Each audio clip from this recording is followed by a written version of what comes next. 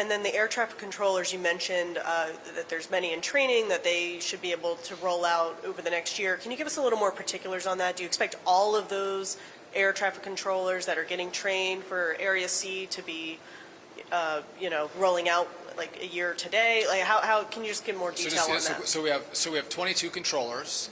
6 are on leave right now. Okay, so it leaves us with 16 controllers in the Philly TRACOM. And we have 16, these are really a lot of 16s in here, so don't be confused. We have 16 in training. 14 of those are experienced controllers from other airspaces. They have to get trained up in this airspace. And so depending on where they're at in the training will depend on when they roll out of training and become certified controllers for this airspace. I believe, Chris, we have another 6 that just came in on top of the 16. So there's a total now of 22 controllers in training. And so it does take time, right? You want to make sure you have well-trained, certified controllers controlling your airspace. And so, again, they won't come out all at the same time, but they'll roll out over the course of the next months up to a year. So you'll start to see reduced stress on the controller front as we go from month to month. Yes. Hi, Tim McNicholas with CBS News New York.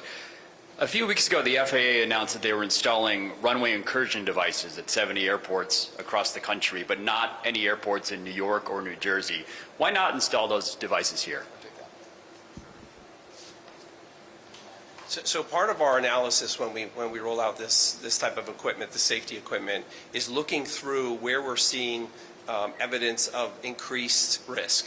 And so what we want to do going into this is identify those airports that have perhaps increased risk and put those safety mitigations in place as early as possible. So that's not to say that those 79 airports are the only airports that we're looking at. We're just constantly rolling through the system to make sure that as we identify these areas for this new technology, we can put that in place and make sure that we're mitigating that risk that we identify kind of in our ongoing safety analysis process. Good afternoon. Ramsey Khalife with WNYC, the local NPR station. So 2 questions. You said that Verizon took up a lot of that work to make the replacements to lay down cable. Did they do that between Long Island and Philly? Like how many miles of cabling is that really? So that was between the Philly TRACON and New York, yes. How many exact miles? I don't know. But again, as the crow flies, I'm not sure if we went as the crow flies, but it's miles. And again, they did it very quickly.